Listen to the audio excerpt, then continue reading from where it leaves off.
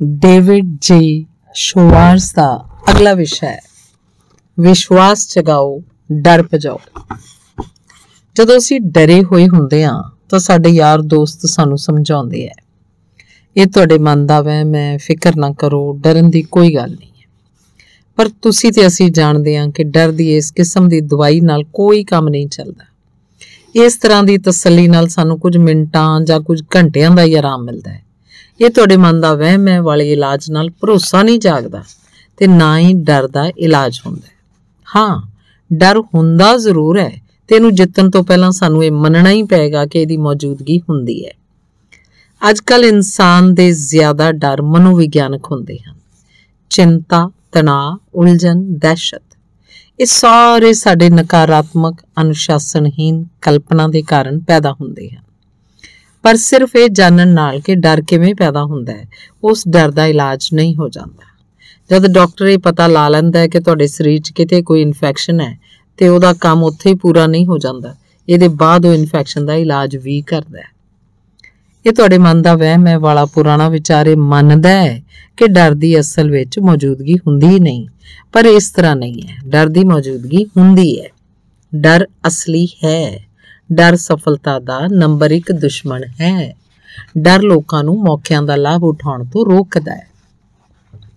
ਡਰ ਲੋਕਾਂ ਨੂੰ ਸਰੀਰਕ ਰੂਪ ਤੋਂ ਵੀ ਕਮਜ਼ੋਰ ਬਣਾ ਦਿੰਦਾ ਹੈ। ਡਰ ਲੋਕਾਂ ਨੂੰ ਬਿਮਾਰ ਬਣਾ ਦਿੰਦਾ ਹੈ। ਡਰ ਲੋਕਾਂ ਦੀ ਜ਼ਿੰਦਗੀ ਨੂੰ ਛੋਟਾ ਕਰ ਦਿੰਦਾ ਹੈ। ਤੁਸੀਂ ਜਦ ਬੋਲਣਾ ਚਾਹੁੰਦੇ ਹੋ ਤਾਂ ਡਰ ਤੁਹਾਡੇ ਮੂੰਹ ਨੂੰ ਬੰਦ ਰੱਖਦਾ ਹੈ। ਡਰ, ਅਨਿਸ਼ਚਿਤਤਾ, ਆਤਮ ਵਿਸ਼ਵਾਸ ਦੀ ਘਾਟ ਦੇ ਹੀ ਕਾਰਨ ਸਾਡੀਆਂ ਅਰਥ ਵਿਵਸਥਾਵਾਂ 'ਚ ਮੰਦੀ ਆਉਂਦੀ ਹੈ। ਡਰ ਦੇ ਕਾਰਨ ਹੀ ਕਰੋੜਾਂ ਲੋਕ ਇੰਨਾ ਘੱਟ ਹਾਸਲ ਤੇ ਜੀਵਨ ਦਾ ਵੀ ਇੰਨਾ ਘੱਟ ਆਨੰਦ ਲੈ ਪਾਉਂਦੇ ਹਨ। ਅਸਲ ਵਿੱਚ ਡਰ ਇੱਕ ਸ਼ਕਤੀਸ਼ਾਲੀ ਭਾਵਨਾ ਹੈ। ਕਿਸੇ ਨਾ ਕਿਸੇ ਰੂਪ ਵਿੱਚ ਡਰ ਲੋਕਾਂ ਨੂੰ ਅਸਲੀ ਉਹ ਹਾਸਲ ਕਰਨ ਤੋਂ ਰੋਕਦਾ ਹੈ ਜਿਹੜਾ ਉਹ ਜੀਵਨ 'ਚ ਹਾਸਲ ਕਰਨਾ ਚਾਹੁੰਦੇ ਹਨ। ਹਰ ਪ੍ਰਕਾਰ ਦੇ ਤੇ ਹਰ ਆਕਾਰ ਦਾ ਡਰ ਮਨੋਵਿਗਿਆਨਕ ਇਨਫੈਕਸ਼ਨ ਦਾ ਇੱਕ ਅੰਗ ਹੈ। ਅਸੀਂ ਆਪਣੇ ਦਿਮਾਗੀ ਇਨਫੈਕਸ਼ਨ ਨੂੰ ਵੀ ਉਸੇ ਢੰਗ ਨਾਲ ਦੂਰ ਕਰ ਸਕਦੇ ਹਾਂ ਜਿਸ ਤਰ੍ਹਾਂ ਅਸੀਂ ਆਪਣੇ ਸਰੀਰਕ ਇਨਫੈਕਸ਼ਨ ਨੂੰ ਦੂਰ ਕਰਦੇ ਹਾਂ, ਮਤਲਬ ਉਹਦਾ ਇਲਾਜ ਕਰਕੇ। ਇਸ ਲਈ ਸਭ ਤੋਂ ਪਹਿਲਾਂ ਸਾਨੂੰ ਇਲਾਜ ਕਰਨ ਤੋਂ ਪਹਿਲਾਂ ਹੀ ਦੀ ਤਿਆਰੀ ਕਰਨੀ ਹੋਏਗੀ। ਇਹ ਜਾਣਨਾ ਹੋਏਗਾ ਕਿ ਆਤਮ ਵਿਸ਼ਵਾਸ ਅਸਮਾਨ ਤੋਂ ਉਤਰ ਕੇ ਸਾਡੇ ਦਿਮਾਗ 'ਚ ਨਹੀਂ ਆ ਵੜਦਾ, ਬਲਕਿ ਹਾਸਲ ਕੀਤਾ ਜਾਂਦਾ ਹੈ, ਵਿਕਸਿਤ ਕੀਤਾ ਜਾਂਦਾ ਹੈ। ਕੋਈ ਵੀ ਇਨਸਾਨ ਆਤਮ ਵਿਸ਼ਵਾਸ ਦੇ ਨਾਲ ਪੈਦਾ ਨਹੀਂ ਹੁੰਦਾ। ਜਿਨ੍ਹਾਂ ਲੋਕਾਂ 'ਚ ਆਤਮ ਵਿਸ਼ਵਾਸ ਬਹੁਤ ਜ਼ਿਆਦਾ ਹੁੰਦਾ ਹੈ, ਜਿਨ੍ਹਾਂ ਨੇ ਚਿੰਤਾ ਨੂੰ ਜਿੱਤ ਲਿਆ ਹੈ, ਜਿਹੜੇ ਹਰ ਜਗ੍ਹਾ ਤੇ ਹਰ ਕਿਤੇ ਬੇਫਿਕਰੀ ਨਾਲ ਆਉਂਦੇ ਜਾਂਦੇ ਹਨ, ਉਹਨਾਂ ਨੇ ਆਤਮ ਵਿਸ਼ਵਾਸ ਹੌਲੀ-ਹੌਲੀ ਹਾਸਲ ਕੀਤਾ ਹੈ। ਤੁਸੀਂ ਵੀ ਇਸ ਤਰ੍ਹਾਂ ਕਰ ਸਕਦੇ ਹੋ। ਇਹ ਹਿੱਸਾ ਤੁਹਾਨੂੰ ਦੱਸੇਗਾ ਕਿਵੇਂ। ਦੂਜੀ ਸੰਸਾਰ ਜੰਗ ਵਿੱਚ ਨੇਵੀ ਨੇ ਨਿਰਣਾ ਕੀਤਾ ਕਿ ਇਹਦੇ ਸਾਰੇ ਰੰਗਰੂਟਾਂ ਨੂੰ ਤੈਰਨਾ ਆਉਣਾ ਚਾਹੀਦਾ ਹੈ। ਇਹਦੇ ਪਿੱਛੇ ਇਹ ਵਿਚਾਰ ਸੀ ਕਿ ਤੈਰਨ ਆਉਣ ਨਾਲ ਕਿਸੇ ਡੁੱਬਦੇ ਹੋਏ ਆਦਮੀ ਦੀ ਜਾਨ ਬਚਾਈ ਜਾ ਸਕਦੀ ਹੈ। ਹੁਣ ਜਿਨ੍ਹਾਂ ਲੋਕਾਂ ਨੂੰ ਤੈਰਨਾ ਨਹੀਂ ਸੀ ਆਉਂਦਾ ਉਹਨਾਂ ਲਈ ਤੈਰਨ ਦੀਆਂ ਕਲਾਸਾਂ ਆਯੋਜਿਤ ਕੀਤੀਆਂ ਗਈਆਂ। ਮੈਂ ਇਸ ਤਰ੍ਹਾਂ ਦੀ ਇੱਕ ਟ੍ਰੇਨਿੰਗ ਨੂੰ ਦੇਖਿਆ। ਉੱਪਰੀ ਤੌਰ ਤੇ ਦੇਖਣਾ ਮਜ਼ੇਦਾਰ ਸੀ ਕਿ ਇੰਨੇ ਵੱਡੇ ਵੱਡੇ ਜਵਾਨ ਤੇ ਤੰਦਰੁਸਤ ਲੋਕ ਕੁਝ ਫੁੱਟ ਡੂੰਘੇ ਪਾਣੀ 'ਚ ਕੁੱਦਣ ਤੋਂ ਘਬਰਾ ਰਹੇ ਸਨ। ਇਹਨਾਂ ਲੋਕਾਂ ਨੂੰ 6 ਫੁੱਟ ਉੱਚੇ ਸਟੈਂਡ ਤੋਂ ਪਾਣੀ 'ਚ ਕੁੱਦਣਾ ਸੀ ਤੇ ਪਾਣੀ ਸਿਰਫ 8 ਫੁੱਟ ਡੂੰਘਾ ਸੀ। ਹਾਲਾਂਕਿ ਚਾਰੇ ਪਾਸੇ ਬੜੇ ਮਾਹਿਰ ਤੈਰਾਕ ਖੜੇ ਸਨ, ਜਾਨ ਦਾ ਕੋਈ ਖਤਰਾ ਨਹੀਂ ਸੀ। ਫਿਰ ਵੀ ਇਹ ਗੱਭਰੂ ਬੁਰੀ ਤਰ੍ਹਾਂ ਘਬਰਾਏ ਤੇ ਡਰੇ ਹੋਏ ਸਨ। ਡੂੰਘਾਈ ਨਾਲ ਸੋਚਣ ਕਰਕੇ ਇਹ ਇੱਕ ਦੁਖਦ ਨਜ਼ਾਰਾ ਸੀ। ਉਹਨਾਂ ਦਾ ਡਰ ਅਸਲ 'ਚ ਸੀ, ਪਰ ਉਹਨਾਂ ਤੇ ਹਾਰਨ ਦੇ ਤੇ ਡਰ ਵਿਚਕਾਰ ਕੇਵਲ ਇੱਕ ਚੀਜ਼ ਸੀ। ਇੱਕ ਚੀਜ਼ ਹੀ ਆੜੇ ਆ ਰਹੀ ਸੀ, ਉਹ ਸੀ ਹੇਠਲੇ ਪਾਣੀ 'ਚ ਛਲਾਂਗ। ਇੱਕ ਤੋਂ ਜ਼ਿਆਦਾ ਵਾਰ ਮੈਂ ਦੇਖਿਆ ਇਹਨਾਂ ਗੱਭਰੂਆਂ ਨੂੰ ਬੋਰਡ ਤੋਂ ਜ਼ਬਰਦਸਤੀ ਧੱਕਾ ਦੇ ਦਿੱਤਾ ਗਿਆ। ਇਹਦਾ ਨਤੀਜਾ ਇਹ ਹੋਇਆ ਕਿ ਪਾਣੀ ਤੋਂ ਉਹਨਾਂ ਦਾ ਡਰ ਹਮੇਸ਼ਾ ਲਈ ਦੂਰ ਹੋ ਗਿਆ। ਹਜ਼ਾਰਾਂ ਸਾਬਕਾ ਨੇਵੀ ਦੇ ਜਵਾਨ ਇਸ ਘਟਨਾ ਤੋਂ ਜਾਣੂ ਹੋਣਗੇ। ਇਸ ਘਟਨਾ ਤੋਂ ਸਾਨੂੰ ਇਹ ਸਿੱਖਿਆ ਮਿਲਦੀ ਹੈ ਕਿ ਕੰਮ ਕਰਨ ਨਾਲ ਡਰ ਦੂਰ ਹੁੰਦਾ ਹੈ। ਦੁਚਿੱਤੀ 'ਚ ਰਹਿਣ ਜਾਂ ਫੈਸਲਾ ਨਾ ਲੈਣ ਦੀ ਸਥਿਤੀ 'ਚ ਰਹਿਣ ਨਾਲ ਜਾਂ ਕੰਮ ਟਾਲਣ ਨਾਲ ਸਾਡਾ ਡਰ ਵੱਧਦਾ ਹੈ। ਇਹਨੂੰ ਹੁਣੇ ਹੀ ਆਪਣੇ ਕਾਮਯਾਬ ਨਿਯਮਾਂ ਦੀ ਪੁਸਤਕਾਂ 'ਚ ਲਿਖ ਲਓ। ਕੰਮ ਕਰਨ ਨਾਲ ਡਰ ਦੂਰ ਹੁੰਦਾ ਹੈ। ਕੰਮ ਕਰਨ ਨਾਲ ਡਰ ਸੱਚਮੁੱਚ ਹੀ ਦੂਰ ਹੁੰਦਾ ਹੈ। ਕੁਝ ਮਹੀਨੇ ਪਹਿਲਾਂ 40 ਸਾਲ ਦਾ ਇੱਕ ਬਹੁਤ ਪਰੇਸ਼ਾਨ ਐਗਜ਼ੀਕਿਊਟਿਵ ਮੈਨੂੰ ਮਿਲਣ ਆਇਆ। ਉਹ ਇੱਕ ਵੱਡੇ ਰਿਟੇਲਿੰਗ ਸੰਗਠਨ 'ਚ ਮਹੱਤਵਪੂਰਨ ਅਹੁਦੇ ਤੇ ਸੀ। ਵਿਆਕੁਲ ਆਵਾਜ਼ 'ਚ ਉਹਨੇ ਮੈਨੂੰ ਦੱਸਿਆ, ਮੈਨੂੰ ਡਰ ਹੈ ਕਿ ਮੇਰੀ ਨੌਕਰੀ ਛੁੱਟ ਜਾਏ। ਮੈਨੂੰ ਇਸ ਤਰ੍ਹਾਂ ਲੱਗਦਾ ਹੈ ਕਿ ਮੇਰੇ ਥੋੜੇ ਹੀ ਦਿਨ ਬਾਕੀ ਹਨ। ਕਿਉਂ? ਮੈਂ ਪੁੱਛਿਆ। ਸਾਰੀਆਂ ਗੱਲਾਂ ਮੇਰੇ ਖਿਲਾਫ ਹਨ। ਮੇਰੇ ਵਿਭਾਗ ਦੀ ਵਿਕਰੀ ਦੇ ਅੰਕੜੇ ਪਿਛਲੇ ਸਾਲ ਤੋਂ 7% ਘੱਟ ਹਨ। ਇਹ ਬਹੁਤ ਬੁਰਾ ਹੈ, ਖਾਸ ਕਰਕੇ ਤਦ ਜਦ ਸਾਡੇ ਸਟੋਰ ਦੀ ਵਿਕਰੀ ਪਿਛਲੇ ਸਾਲ ਦੇ ਮੁਕਾਬਲੇ 6% ਵਧੀ ਹੈ। ਮੈਂ ਹਾਲ ਹੀ ਕੁਝ ਗਲਤ ਨਿਰਣੇ ਲਏ ਹਨ ਤੇ ਮੈਨੂੰ ਕਈ ਵਾਰੀ ਮੀਟਿੰਗ 'ਚ ਇਸ਼ਾਰੇ ਦਿੱਤੇ ਗਏ ਹਨ ਕਿ ਮੈਂ ਕੰਪਨੀ ਦੀ ਤਰੱਕੀ ਦੇ ਨਾਲ-ਨਾਲ ਤਰੱਕੀ ਨਹੀਂ ਕਰ ਪਾ ਰਿਹਾ। ਮੈਨੂੰ ਇੰਨਾ ਬੁਰਾ ਅਨੁਭਵ ਪਹਿਲੇ ਕਦੇ ਨਹੀਂ ਹੋਇਆ। ਮੇਰੀ ਪਕੜ ਢਿੱਲੀ ਹੁੰਦੀ ਜਾ ਰਹੀ ਹੈ। ਇਹ ਸਭ ਨੂੰ ਸਪਸ਼ਟ ਦਿਖ ਰਿਹਾ ਹੈ। ਮੇਰੇ ਵਰਕਰਾਂ ਨੂੰ ਵੀ ਇਹ ਗੱਲ ਦਾ ਅਹਿਸਾਸ ਹੈ। ਮੇਰੇ ਸੇਲਸਮੈਨ ਵੀ ਇਹ ਵੇਖ ਸਕਦੇ ਆ। ਦੂਜੇ ਐਗਜ਼ੀਕਿਊਟਿਵ ਵੀ ਇਹ ਜਾਣਦੇ ਆ ਕਿ ਮੈਂ ਢਲਾਨ ਤੇ ਫਿਸਲ ਰਿਹਾ। ਇੱਕ ਸਾਥੀ ਐਗਜ਼ੀਕਿਊਟਿਵ ਨੇ ਤਾਂ ਪਿਛਲੀ ਮੀਟਿੰਗ 'ਚ ਇੱਥੋਂ ਤੱਕ ਸੁਝਾਅ ਦੇ ਦਿੱਤਾ ਕਿ ਮੇਰਾ ਕੁਝ ਕੰਮ ਉਹਦੇ ਡਿਪਾਰਟਮੈਂਟ ਨੂੰ ਸੌਂਪ ਦਿੱਤਾ ਜਾਏ ਤਾਂ ਜੋ ਸਟੋਰ ਲਈ ਕੁਝ ਲਾਭ ਕਮਾਇਆ ਜਾ ਸਕੇ। ਮੈਂ ਇੱਕ ਇਹੋ ਜਿਹਾ ਡੁੱਬਦਾ ਹੋਇਆ ਬੰਦਾ ਜਿਹਨੂੰ ਬਹੁਤ ਸਾਰੇ ਲੋਕ ਡੁੱਬਦਾ ਹੋਇਆ ਵੇਖ ਰਹੇ ਆ ਤੇ ਉਹਦੇ ਡੁੱਬਣ ਦਾ ਇੰਤਜ਼ਾਰ ਕਰ ਰਹੇ ਆ। ਐਗਜ਼ੀਕਿਊਟਿਵ ਨੇ ਆਪਣੀ ਬੇਹਾਲੀ ਤੇ ਬੋਲਣਾ ਜਾਰੀ ਰੱਖਿਆ। ਆਖਰਕਾਰ ਮੈਂ ਉਹਨੂੰ ਵਿੱਚ ਹੀ ਰੋਕ ਕੇ ਪੁੱਛ ਲਿਆ, ਤਾਂ ਤੁਸੀਂ ਇਸ ਬਾਰੇ ਕੀ ਕਰ ਰਹੇ ਹੋ? ਤੁਸੀਂ ਆਪਣੀ ਇਸ ਸਥਿਤੀ ਨੂੰ ਸੁਧਾਰਨ ਲਈ ਕੀ ਉਪਰਾਲੇ ਕਰ ਰਹੇ ਹੋ? ਮੈਂ ਇਸ 'ਚ ਕੀ ਕਰ ਸਕਦਾ? ਉਹਨੇ ਜਵਾਬ ਦਿੱਤਾ, ਮੈਂ ਤਾਂ ਕੇਵਲ ਇੰਨੀ ਆਸ ਰੱਖੀ ਹੈ ਕਿ ਸਾਰਾ ਕੁਝ ਠੀਕ ਹੋ ਜਾਏ। ਇਸ ਤੇ ਮੈਂ ਕਿਹਾ, ਪਰ ਕੀ ਆਸ ਕਰਦੇ ਹੋ ਕਿ ਸਾਰਾ ਕੁਝ ਠੀਕ ਹੋ ਜਾਏਗਾ? ਫਿਰ ਬਿਨਾਂ ਉਹਨੂੰ ਜਵਾਬ ਦਾ ਮੌਕਾ ਦਿੱਤੇ ਮੈਂ ਉਹ ਤੋਂ ਅਗਲਾ ਸਵਾਲ ਪੁੱਛਿਆ, ਕਿਉਂ ਨਾ ਆਸ ਰੱਖਣ ਦੇ ਨਾਲ-ਨਾਲ ਤੁਸੀਂ ਕੁਝ ਨਾ ਕੁਝ ਯਤਨ ਵੀ ਕਰੋ? ਕਿਸ ਤਰ੍ਹਾਂ? ਉਹਨੇ ਕਿਹਾ, ਤੁਹਾਡੇ ਮਾਮਲੇ 'ਚ 2 ਤਰ੍ਹਾਂ ਦੇ ਕੰਮ ਕੀਤੇ ਜਾ ਸਕਦੇ ਆ। ਪਹਿਲਾਂ ਤਾਂ ਇਹ ਕਿ ਤੁਸੀਂ ਆਪਣੀ ਵਿਕਰੀ ਵਧਾ ਕੇ ਦਿਖਾਓ। ਸਾਨੂੰ ਇੱਥੋਂ ਹੀ ਆਰੰਭ ਕਰਨਾ ਪਏਗਾ। ਕੋਈ ਨਾ ਕੋਈ ਕਾਰਨ ਤੇ ਹੋਏਗਾ ਹੀ ਜਿਸ ਨਾਲ ਤੁਹਾਡੀ ਵਿਕਰੀ ਘੱਟ ਹੋ ਰਹੀ ਹੈ। ਉਸ ਕਾਰਨ ਨੂੰ ਵੀ ਲੱਭੋ। ਹੋ ਸਕਦਾ ਤੁਹਾਨੂੰ ਆਪਣਾ ਪੁਰਾਣਾ ਮਾਲ ਕੱਢਣ ਲਈ ਸਪੈਸ਼ਲ ਸੇਲ ਲਾਉਣੀ ਪਵੇ ਤਾਂ ਜੋ ਤੁਸੀਂ ਨਵਾਂ ਮਾਲ ਖਰੀਦ ਸਕੋ। ਸ਼ਾਇਦ ਤੁਹਾਨੂੰ ਆਪਣੇ ਡਿਸਪਲੇ ਕਾਊਂਟਰਸ ਨੂੰ ਵੀ ਵੱਖਰੇ ਢੰਗ ਨਾਲ ਰੱਖਣਾ ਚਾਹੀਦਾ ਹੈ। ਸ਼ਾਇਦ ਤੁਹਾਨੂੰ ਆਪਣੇ ਸੇਲਸਮੈਨਾਂ 'ਚ ਵੀ ਜ਼ਿਆਦਾ ਉਤਸ਼ਾਹ ਭਰਨਾ ਪਵੇ। ਮੈਂ ਇਹ ਤੇ ਨਹੀਂ ਦੱਸ ਸਕਦਾ ਕਿ ਕਿਸ ਤਰ੍ਹਾਂ ਤੁਹਾਡਾ ਸੇਲ ਵੋਲਿਊਮ ਵੱਧ ਸਕਦਾ ਹੈ, ਪਰ ਇਹ ਕਿਸੇ ਨਾ ਕਿਸੇ ਤਰ੍ਹਾਂ ਤੇ ਵੱਧ ਹੀ ਸਕਦੀ ਹੈ। ਤੇ ਇਹ ਤੋਂ ਇਲਾਵਾ ਤੁਸੀਂ ਆਪਣੇ ਮੈਨੇਜਰ ਨਾਲ ਵੀ ਗੱਲ ਕਰਕੇ ਵੇਖ ਲਓ। ਹੋ ਸਕਦਾ ਤੁਹਾਨੂੰ ਨੌਕਰੀ ਤੋਂ ਕੱਢਣ ਵਾਲੇ ਹੋਣ, ਪਰ ਜੇ ਤੁਸੀਂ ਉਹਨਾਂ ਦੀ ਸਲਾਹ ਲਓਗੇ ਤਾਂ ਤੁਹਾਡੀ ਸਮੱਸਿਆ ਨੂੰ ਸੁਲਝਾਉਣ ਲਈ ਜ਼ਰੂਰ ਹੀ ਜ਼ਿਆਦਾ ਮੁੱਲ ਦੇ ਦੇਣਗੇ। ਸਟੋਰ ਲਈ ਤੁਹਾਡੇ ਵਰਗਾ ਦੂਜਾ ਲੱਭਣਾ ਬੜਾ ਮੁਸ਼ਕਿਲ ਹੋਏਗਾ, ਬਸ਼ਰਤੇ ਕਿ ਟੌਪ ਮੈਨੇਜਮੈਂਟ ਨੂੰ ਇਹ ਲੱਗੇ ਕਿ ਤੁਸੀਂ ਸਮੱਸਿਆ ਨੂੰ ਸੁਲਝਾਉਣ ਦੀ ਗੰਭੀਰ ਕੋਸ਼ਿਸ਼ ਕਰ ਰਹੇ ਹੋ। ਮੈਂ ਅੱਗੇ ਕਹਿੰਦਾ ਰਿਹਾ, ਇਹ ਤੋਂ ਬਾਅਦ ਤੁਸੀਂ ਆਪਣੇ ਵਰਕਰਾਂ ਨਾਲ, ਆਪਣੇ ਕਰਮਚਾਰੀਆਂ ਨਾਲ ਵੀ ਗੱਲ ਕਰੋ। ਡੁੱਬਦੇ ਹੋਏ ਬੰਦੇ ਦੀ ਤਰ੍ਹਾਂ ਵਿਵਹਾਰ ਕਰਨਾ ਛੱਡ ਦਿਓ। ਆਪਣੇ ਚੌਗਿਰਦੇ ਦੇ ਲੋਕਾਂ ਨੂੰ ਅਹਿਸਾਸ ਹੋਣ ਦਿਓ ਕਿ ਤੁਹਾਡੇ 'ਚ ਅਜੇ ਵੀ ਜਾਨ ਬਾਕੀ ਹੈ। ਇੱਕ ਵਾਰੀ ਫਿਰ ਉਹਦੀਆਂ ਅੱਖਾਂ 'ਚ ਹਿੰਮਤ ਮੁੜ ਆਈ ਸੀ। ਫਿਰ ਉਹਨੇ ਪੁੱਛਿਆ, ਤੁਸੀਂ ਕਿਹਾ ਸੀ ਕਿ ਮੈਂ 2 ਕਦਮ ਉਠਾ ਸਕਦਾ, ਦੂਜਾ ਕਦਮ ਕੀ ਹੈ? ਦੂਜਾ ਕਦਮ ਇਹ ਹੈ ਕਿ ਜਿਹਨੂੰ ਤੁਸੀਂ ਬੀਮਾ ਯੋਜਨਾ ਕਹਿ ਸਕਦੇ ਹੋ, ਕਿ ਤੁਸੀਂ ਕਿਸੇ ਦੂਜੇ ਸਟੋਰ 'ਚ ਆਪਣੇ ਲਈ ਇਹੋ ਜਿਹੀ ਜਗ੍ਹਾ ਲੱਭ ਲਓ ਜਿੱਥੇ ਤੁਹਾਨੂੰ ਇੱਥੋਂ ਜ਼ਿਆਦਾ ਤਨਖਾਹ ਮਿਲ ਸਕੇ। ਜੇਕਰ ਤੁਸੀਂ ਸਕਾਰਾਤਮਕ ਕਾਰਜ ਕਰੋਗੇ ਤਾਂ ਮੈਨੂੰ ਨਹੀਂ ਲੱਗਦਾ ਕਿ ਤੁਹਾਨੂੰ ਇਹਦੀ ਲੋੜ ਪਵੇ। ਤੁਹਾਡੀ ਡਾਢੀ ਮਿਹਨਤ ਨਾਲ ਤੁਹਾਡੀ ਵਿਕਰੀ ਦੇ ਅੰਕੜੇ ਨਿਸ਼ਚਿਤ ਤੌਰ ਤੇ ਸੁਧਰ ਜਾਣਗੇ। ਫਿਰ ਵੀ 1-2 ਬਦਲ ਰੱਖਣਾ ਹਮੇਸ਼ਾ ਜ਼ਿਆਦਾ ਚੰਗਾ ਰਹਿੰਦਾ ਹੈ। ਯਾਦ ਰੱਖੋ, ਬੇਰੁਜ਼ਗਾਰ ਬੰਦੇ ਲਈ ਨੌਕਰੀ ਹਾਸਲ ਕਰਨਾ ਬਹੁਤ ਔਖਾ ਹੁੰਦਾ ਹੈ, ਜਦਕਿ ਪਹਿਲੇ ਤੋਂ ਨੌਕਰੀ ਕਰ ਰਹੇ ਇਨਸਾਨ ਲਈ ਨੌਕਰੀ ਹਾਸਲ ਕਰਨਾ ਬੇਰੁਜ਼ਗਾਰ ਦੇ ਮੁਕਾਬਲੇ 10 ਗੁਣਾ ਜ਼ਿਆਦਾ ਸੌਖਾ ਹੈ। 2 ਦਿਨ ਪਹਿਲਾਂ ਇਹੀ ਐਗਜ਼ੀਕਿਊਟਿਵ ਮੈਨੂੰ ਮਿਲਣ ਆਇਆ। ਤੁਹਾਡੇ ਨਾਲ ਚਰਚਾ ਕਰਨ ਤੋਂ ਬਾਅਦ ਮੈਂ ਕੰਮ 'ਚ ਜੁਟ ਗਿਆ। ਮੈਂ ਬੜੇ ਬਦਲਾਅ ਕੀਤੇ, ਪਰ ਸਭ ਤੋਂ ਵੱਡਾ ਬਦਲਾਅ ਮੈਂ ਆਪਣੇ ਸੇਲਜ਼ਮੈਨਾਂ ਦੇ ਰਵੱਈਏ 'ਚ ਕੀਤਾ। ਪਹਿਲਾਂ ਮੈਂ ਹਫ਼ਤੇ 'ਚ 1 ਵਾਰੀ ਮੀਟਿੰਗ ਲਿਆ ਕਰਦਾ ਸੀ, ਹੁਣ ਮੈਂ ਹਰ ਸਵੇਰ ਮੀਟਿੰਗ ਲੈਂਦਾ। ਮੈਂ ਇਹਨਾਂ ਸਾਰੇ ਲੋਕਾਂ 'ਚ ਉਤਸ਼ਾਹ ਭਰ ਦਿੱਤਾ। ਇਸ ਤਰ੍ਹਾਂ ਲੱਗਦਾ ਹੈ ਕਿ ਮੇਰੇ ਜੋਸ਼ ਨੂੰ ਵੇਖ ਕੇ ਉਹਨਾਂ 'ਚ ਹੌਸਲਾ ਆ ਗਿਆ। ਜਦ ਉਹਨਾਂ ਨੇ ਵੇਖਿਆ ਕਿ ਮੇਰੇ 'ਚ ਜਾਨ ਬਾਕੀ ਹੈ ਤਾਂ ਉਹਨਾਂ ਨੇ ਜ਼ਿਆਦਾ ਮਿਹਨਤ ਕਰਨ ਦਾ ਨਿਰਣਾ ਲਿਆ। ਇਸ ਤਰ੍ਹਾਂ ਲੱਗਦਾ ਹੈ ਜਿਵੇਂ ਉਹ ਕੇਵਲ ਇਸੇ ਗੱਲ ਦਾ ਇੰਤਜ਼ਾਰ ਕਰ ਰਹੇ ਸੀ ਕਿ ਮੈਂ ਅੱਗੇ ਵਧਣ ਦੀ ਪਹਿਲ ਕਰਾਂ। ਹੁਣ ਸਮੱਸਿਆ ਸੁਲਝ ਰਹੀ ਹੈ।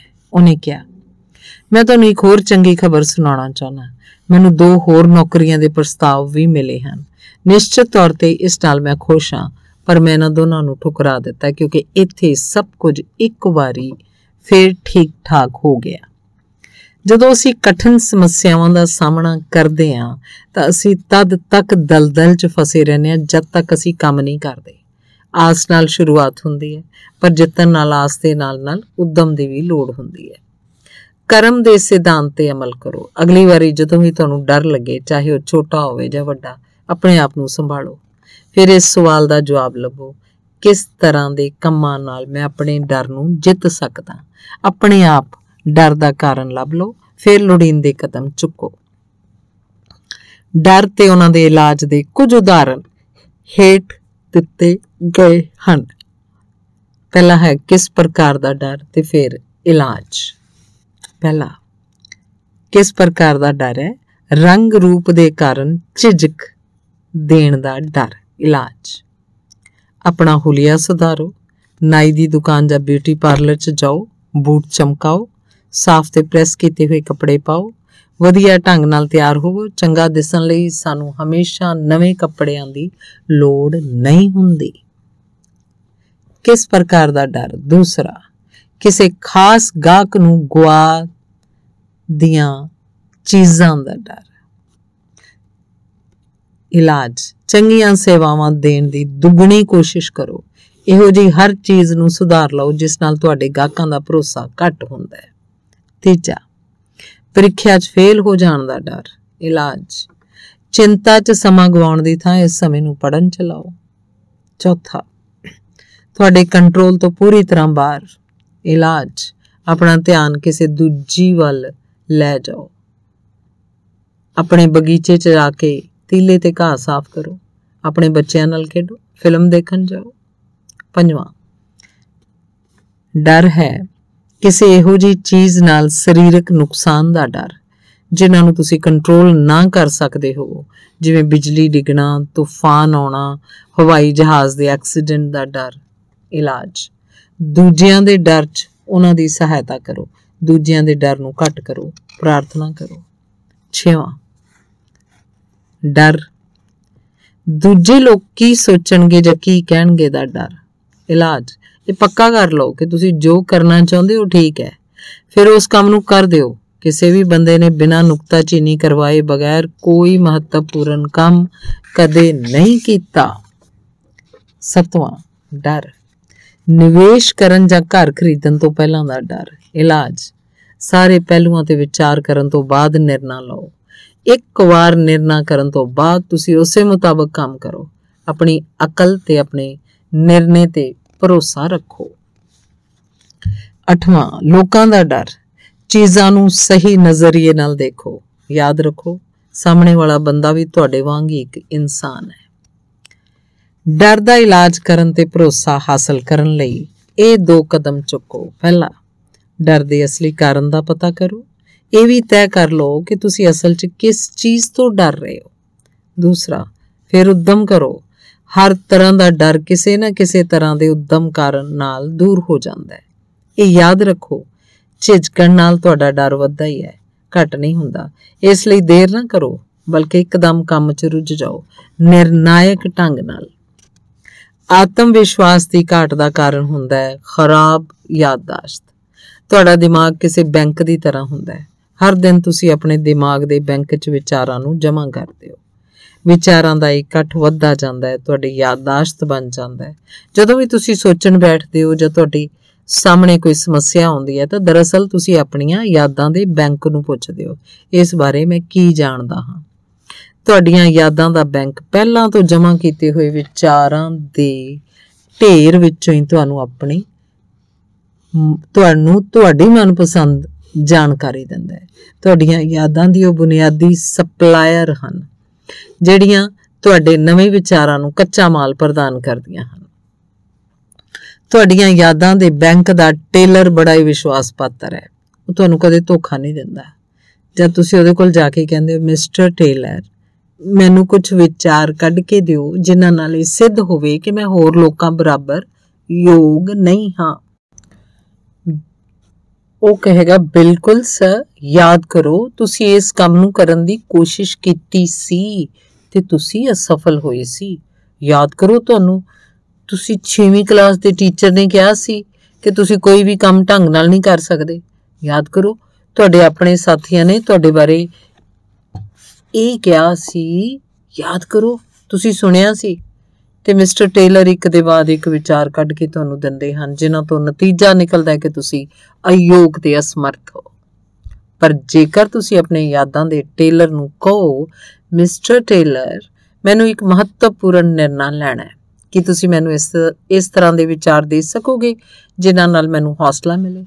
ਤੇ ਇਹਦੇ ਜਵਾਬ 'ਚ ਮਿਸਟਰ ਟੇਲਰ ਕਹਿੰਦੇ ਹਨ, ਬਿਲਕੁਲ ਸਰ, ਪਰ ਇਸ ਵਾਰ ਉਹ ਤੁਹਾਨੂੰ ਪਹਿਲਾਂ ਤੋਂ ਇਕੱਤਰ ਕੀਤੇ ਹੋਏ ਇਹੋ ਜਿਹੇ ਵਿਚਾਰ ਦਿੰਦਾ ਹੈ ਜਿਨ੍ਹਾਂ ਨਾਲ ਇਹ ਸਾਬਤ ਹੁੰਦਾ ਹੈ ਕਿ ਤੁਸੀਂ ਸਫਲ ਹੋ ਸਕਦੇ ਹੋ। ਯਾਦ ਕਰੋ, ਤੁਸੀਂ ਪਹਿਲਾਂ ਵੀ ਇਹੋ ਜਿਹੇ ਹਾਲਾਤਾਂ 'ਚ ਸ਼ਾਨਦਾਰ ਕੰਮ ਕੀਤਾ ਸੀ। ਯਾਦ ਕਰੋ, ਜਨਾਬ ਸਮਿਥ ਨੂੰ ਤੁਹਾਡੇ ਤੇ ਕਿੰਨਾ ਭਰੋਸਾ ਸੀ। ਯਾਦ ਕਰੋ, ਤੁਹਾਡੇ ਚੰਗੇ ਦੋਸਤ ਤੁਹਾਡੇ ਬਾਰੇ ਇਹ ਕਹਿੰਦੇ ਸੀ। ਯਾਦ ਕਰੋ, ਮਿਸਟਰ ਟੇਲਰ ਪੂਰੀ ਤਰ੍ਹਾਂ ਸਹਿਯੋਗ ਕਰਨਗੇ ਤੇ ਤੁਹਾਨੂੰ ਉਹੋ ਜਿਹਾ ਹੀ ਵਿਚਾਰ ਕੱਢ ਕੇ ਦੇਣਗੇ ਜਿਸ ਤਰ੍ਹਾਂ ਦੇ ਵਿਚਾਰ ਤੁਸੀਂ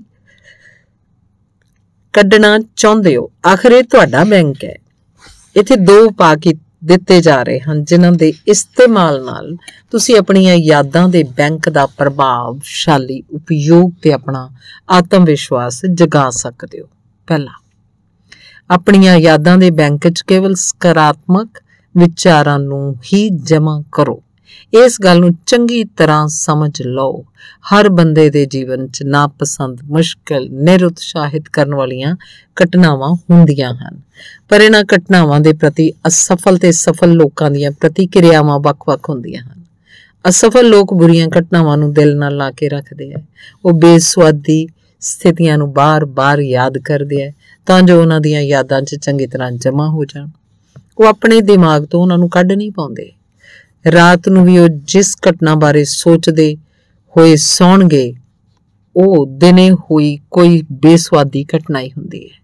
ਦੂਜੇ ਪਾਸੇ ਆਤਮ ਵਿਸ਼ਵਾਸ ਨਾਲ ਪੂਰਨ ਸਫਲ ਲੋਕ ਇਸ ਤਰ੍ਹਾਂ ਦੀਆਂ ਘਟਨਾਵਾਂ ਨੂੰ ਭੁੱਲ ਜਾਂਦੇ ਆ। ਸਫਲ ਲੋਕ ਆਪਣੀ ਯਾਦਾਂ ਦੇ ਬੈਂਕ 'ਚ ਕੇਵਲ ਸਕਾਰਾਤਮਕ ਵਿਚਾਰ ਹੀ ਰੱਖਦੇ ਆ।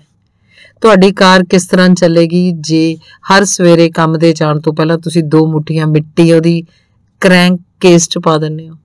ਕੀ ਤੁਹਾਡਾ ਸ਼ਾਨਦਾਰ ਇੰਜਨ ਬੈਠ ਨਹੀਂ ਜਾਏਗਾ ਤੇ ਤੁਸੀਂ ਇਸ ਨਾਲ ਜੋ ਵੀ ਕਰਵਾਉਣਾ ਚਾਹੁੰਦੇ ਹੋ ਕਰਨ ਤੋਂ ਇਨਕਾਰ ਨਹੀਂ ਕਰ ਦੇਗਾ? ਤੁਹਾਡੇ ਦਿਮਾਗ 'ਚ ਜਮ੍ਹਾਂ ਨਕਾਰਾਤਮਕ, ਨਾਪਸੰਦ ਵਿਚਾਰ ਵੀ ਤੁਹਾਡੇ ਦਿਮਾਗ ਨੂੰ ਇਸੇ ਤਰ੍ਹਾਂ ਪ੍ਰਭਾਵਿਤ ਕਰਦੇ ਹਨ। ਨਕਾਰਾਤਮਕ ਵਿਚਾਰ ਤੁਹਾਡੀ ਦਿਮਾਗੀ ਮੋਟਰ ਨੂੰ ਇਸੇ ਤਰ੍ਹਾਂ ਹੀ ਬੇਲੋੜੀ ਟੁੱਟ-ਫੁੱਟ ਦਾ ਸ਼ਿਕਾਰ ਬਣਾਉਂਦੇ ਹਨ। ਇਹਨਾਂ ਤੋਂ ਫਿਕਰ, ਢਹਿੰਦੀ ਕਲਾ ਤੇ ਹੀਣਤਾ ਦੀਆਂ ਭਾਵਨਾਵਾਂ ਪੈਦਾ ਹੁੰਦੀਆਂ ਹਨ। ਨਕਾਰਾਤਮਕ ਵਿਚਾਰ ਤੁਹਾਨੂੰ ਸੜਕ ਦੇ ਕੰਢੇ ਤੇ ਹੀ ਖੜਾ ਰੱਖਦੇ ਹਨ, ਜਦਕਿ ਬਾਕੀ ਲੋਕ ਆਪਣੀਆਂ ਗੱਡੀਆਂ ਤੇ ਫਰਾਟੇ ਨਾਲ ਅੱਗੇ ਵੱਧ ਰਹੇ ਹੁੰਦੇ ਹਨ। ਐਸਾ ਕਰੋ, ਉਹਨਾਂ ਪਲਾਂ 'ਚ ਜਦ ਤੁਸੀਂ ਆਪਣੇ ਵਿਚਾਰਾਂ ਨਾਲ ਇਕੱਲੇ ਹੋਵੋ, ਜਦ ਤੁਸੀਂ ਕਾਰ ਚਲਾ ਰਹੇ ਹੋਵੋ ਜਾਂ ਇਕੱਲੇ ਖਾਣਾ ਖਾ ਰਹੇ ਹੋਵੋ, ਮਿੱਠੀਆਂ ਸਕਾਰਾਤਮਕ ਘਟਨਾਵਾਂ ਨੂੰ ਯਾਦ ਕਰੋ। ਆਪਣੇ ਯਾਦਾਂ ਦੇ ਬੈਂਕ 'ਚ ਚੰਗੇ ਵਿਚਾਰ ਪਾਓ। ਇਸ ਨਾਲ ਆਤਮ ਵਿਸ਼ਵਾਸ ਵੱਧਦਾ ਹੈ। ਇਸ ਨਾਲ ਤੁਹਾਡੇ ਵਿੱਚ ਮੈਂ ਸੱਚਮੁੱਚ ਚੰਗਾ ਹਾਂ ਦੀ ਭਾਵਨਾ ਜਾਗਦੀ ਹੈ। ਇਸ ਤੋਂ ਤੁਹਾਡਾ ਸਰੀਰ ਵੀ ਤੰਦਰੁਸਤ ਰਹਿੰਦਾ ਹੈ। ਇਹਦਾ ਇੱਕ ਵਧੀਆ ਤਰੀਕਾ ਇਹ ਹੈ, ਸੌਣ ਜਾਣ ਤੋਂ ਪਹਿਲਾਂ ਆਪਣੀ ਯਾਦਾਂ ਦੇ ਬੈਂਕ 'ਚ ਚੰਗੇ ਵਿਚਾਰਾਂ ਨੂੰ ਜਮ੍ਹਾਂ ਕਰ ਦਿਓ। ਆਪਣੇ ਜੀਵਨ ਦੀਆਂ ਚੰਗੀਆਂ ਗੱਲਾਂ ਨੂੰ ਯਾਦ ਕਰੋ। ਸੋਚੋ ਕਿੰਨੀਆਂ ਸਾਰੀਆਂ ਚੀਜ਼ਾਂ ਲਈ ਤੁਹਾਨੂੰ ਉੱਪਰ ਵਾਲੇ ਦਾ ਸ਼ੁਕਰਗੁਜ਼ਾਰ ਹੋਣਾ ਚਾਹੀਦਾ ਹੈ। ਤੁਹਾਡੀ ਪਤਨੀ ਜਾਂ ਤੁਹਾਡਾ ਪਤੀ, ਤੁਹਾਡੇ ਬੱਚੇ, ਤੁਹਾਡੇ ਦੋਸਤ, ਤੁਹਾਡੀ ਤੰਦਰੁਸਤੀ, ਉਹਨਾਂ ਚੰਗੀਆਂ ਚੀਜ਼ਾਂ ਨੂੰ ਯਾਦ ਕਰੋ ਜਿਹੜੀਆਂ ਤੁਸੀਂ ਲੋਕਾਂ ਨੂੰ ਅੱਜ ਕਰਦੇ ਦੇਖਿਆ। ਆਪਣੀਆਂ ਨਿੱਕੀਆਂ-ਨਿੱਕੀਆਂ ਸਫਲਤਾਵਾਂ ਤੇ ਪ੍ਰਾਪਤੀਆਂ ਨੂੰ ਯਾਦ ਕਰੋ। ਉਹਨਾਂ ਕਾਰਨਾਂ ਨੂੰ ਦੁਹਰਾਓ ਕਿ ਅੱਜ ਤੁਹਾਨੂੰ ਜਿਉਂਦੇ ਰਹਿਣ ਲਈ ਕਿਉਂ ਨਹੀਂ ਖੁਸ਼ ਹੋਣਾ ਚਾਹੀਦਾ। ਦੂਸਰਾ, ਆਪਣੇ ਯਾਦਾਂ ਦੇ ਬੈਂਕ ਤੋਂ ਕੇਵਲ ਸਕਾਰਾਤਮਕ ਵਿਚਾਰਾਂ ਨੂੰ ਹੀ ਕੱਢੋ। ਕਈ ਸਾਲ ਪਹਿਲਾਂ ਮੈਂ ਸ਼ਿਕਾਗੋ ਅੰਦਰ ਮਨੋਵਿਗਿਆਨਕ ਸਲਾਹਕਾਰਾਂ ਦੀ ਇੱਕ ਫਰਮ ਦੇ ਨਾਲ ਕਰੀਬੀ ਤੌਰ ਤੇ ਜੁੜਿਆ ਹੋਇਆ ਸੀ। ਉਹ ਕਈ ਤਰ੍ਹਾਂ ਦੇ ਮਾਮਲਿਆਂ ਨੂੰ ਸੁਲਝਾਉਂਦੇ ਸਨ, ਪਰ ਉਹਨਾਂ ਵਿੱਚੋਂ ਜ਼ਿਆਦਾਤਰ ਮਾਮਲੇ ਵਿਆਹਾਂ ਨਾਲ ਸੰਬੰਧਿਤ ਸਮੱਸਿਆਵਾਂ ਤੇ ਮਨੋਵਿਗਿਆਨਕ ਪਰੇਸ਼ਾਨੀਆਂ ਨਾਲ ਸੰਬੰਧਿਤ ਹੁੰਦੇ ਸਨ। ਇੱਕ ਦਿਨ ਮੈਂ ਫਰਮ ਦੇ ਮੁਖੀ ਨਾਲ ਉਹਦੀ ਪ੍ਰੋਫੈਸ਼ਨ ਤੇ ਉਹਦੀਆਂ ਤਕਨੀਕਾਂ ਬਾਰੇ ਗੱਲ ਕਰ ਰਿਹਾ ਸੀ। ਮੈਂ ਜਾਣਨਾ ਚਾਹੁੰਦਾ ਸੀ ਕਿ ਉਹ ਕਿਸ ਤਰ੍ਹਾਂ ਅਸੰਤੁਲਿਤ ਬੰਦੇ ਦੀ ਸਹਾਇਤਾ ਕਰਦਾ ਹੈ। ਉਹਨੇ ਕਿਹਾ ਕਿ ਤੁਸੀਂ ਜਾਣਦੇ ਹੋ ਕਿ ਲੋਕ ਜੇਕਰ ਇੱਕ ਚੀਜ਼ ਕਰ ਲੈਣ ਤਾਂ ਉਹਨਾਂ ਨੂੰ ਮੇਰੀਆਂ ਸੇਵਾਵਾਂ ਦੀ ਕਦੀ ਲੋੜ ਨਹੀਂ ਪਏਗੀ। ਉਹ ਕੀ? ਮੈਂ ਉਤਸੁਕਤਾ ਨਾਲ ਪੁੱਛਿਆ।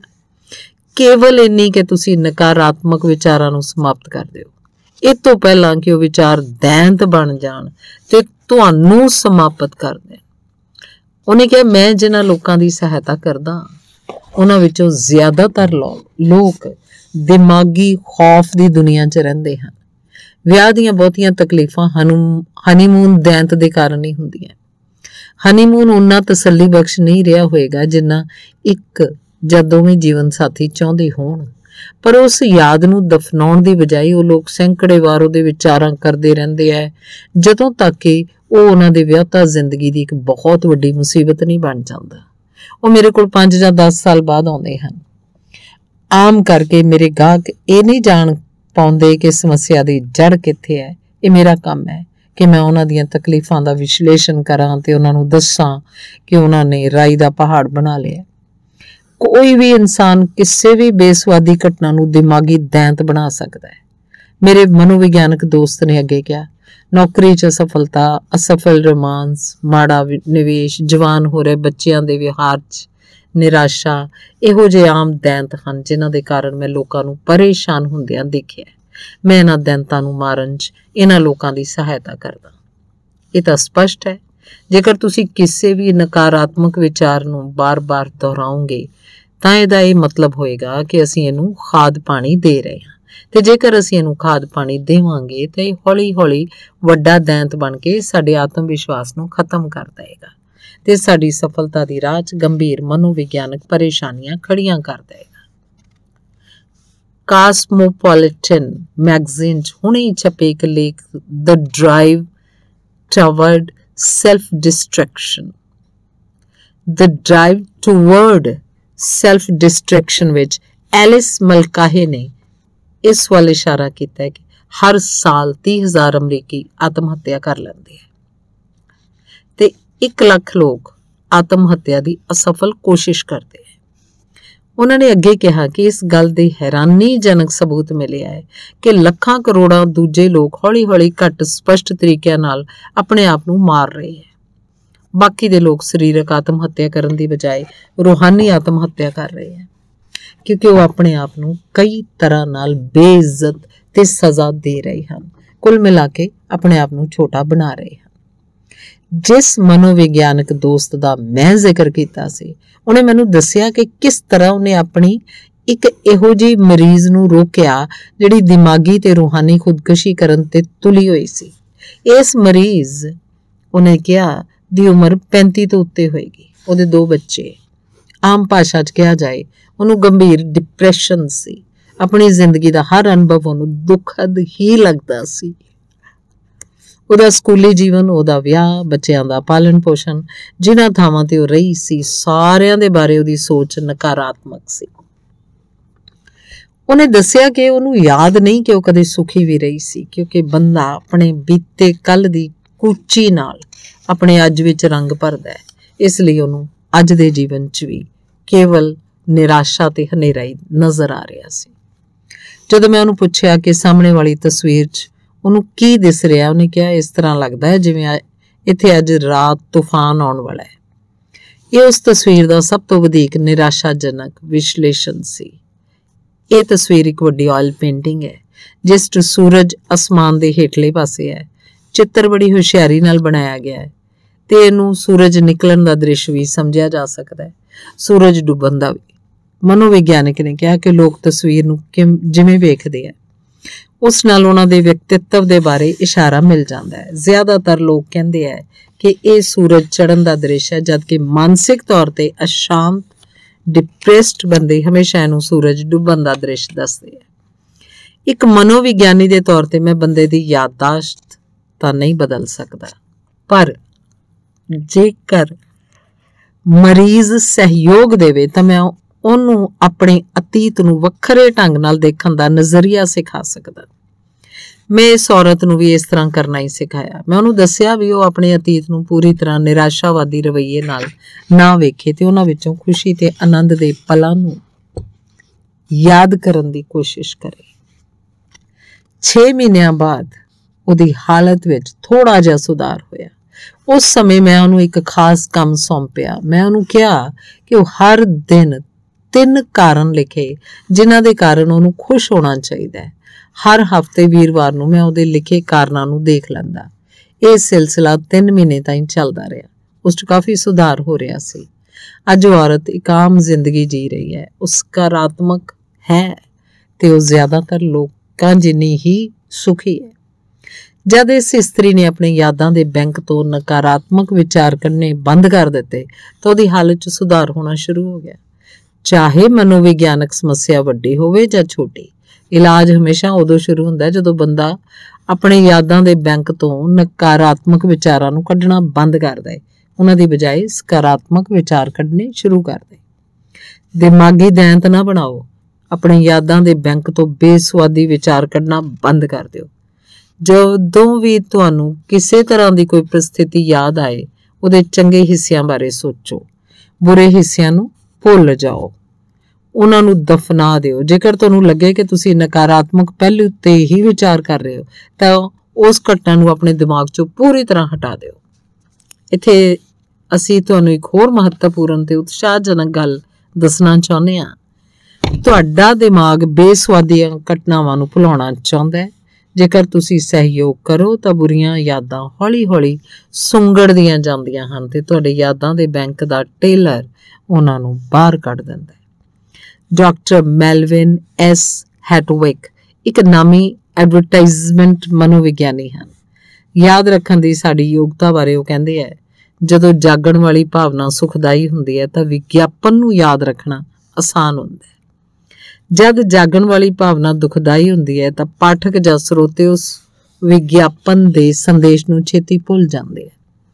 ਬੁਰੀਆਂ ਘਟਨਾਵਾਂ ਸਾਡੀਆਂ ਚਾਹੀਆਂ ਗਈਆਂ ਚੀਜ਼ਾਂ ਦੇ ਖਿਲਾਫ ਹੁੰਦੀਆਂ ਹਨ, ਇਸ ਲਈ ਅਸੀਂ ਉਹਨਾਂ ਨੂੰ ਯਾਦ ਨਹੀਂ ਰੱਖਣਾ ਚਾਹੁੰਦੇ। ਸੰਖੇਪ ਵਿੱਚ, ਜੇਕਰ ਉਹਨਾਂ ਨੂੰ ਬਾਰ-ਬਾਰ ਯਾਦ ਨਾ ਕਰੀਏ ਤਾਂ ਬੇਸੁਆਦੀ ਘਟਨਾਵਾਂ ਨੂੰ ਭੁੱਲਣਾ ਸੌਖਾ ਹੈ। ਆਪਣੇ ਯਾਦਾਂ ਦੇ ਬੈਂਕ ਤੋਂ ਕੇਵਲ ਸਕਾਰਾਤਮਕ ਵਿਚਾਰ ਹੀ ਕੱਢੋ, ਬਾਕੀ ਦੇ ਐਵੇਂ ਹੀ ਬੇਕਾਰ ਪਏ ਰਹਿਣ ਦਿਓ। ਤੁਹਾਡਾ ਆਤਮ ਵਿਸ਼ਵਾਸ ਅਸਮਾਨ ਨੂੰ ਛੂਹ ਲਏਗਾ। ਤੁਹਾਨੂੰ ਇਸ ਤਰ੍ਹਾਂ ਲੱਗੇਗਾ ਜਿਵੇਂ ਤੁਸੀਂ ਕਿਲ੍ਹਾ ਫਤਿਹ ਕਰ ਸਕਦੇ ਹੋ। ਤੁਹਾਨੂੰ ਲੱਗੇਗਾ ਤੁਸੀਂ ਦੁਨੀਆ ਦੇ ਸਿਖਰ ਤੇ ਪਹੁੰਚ ਸਕਦੇ ਹੋ।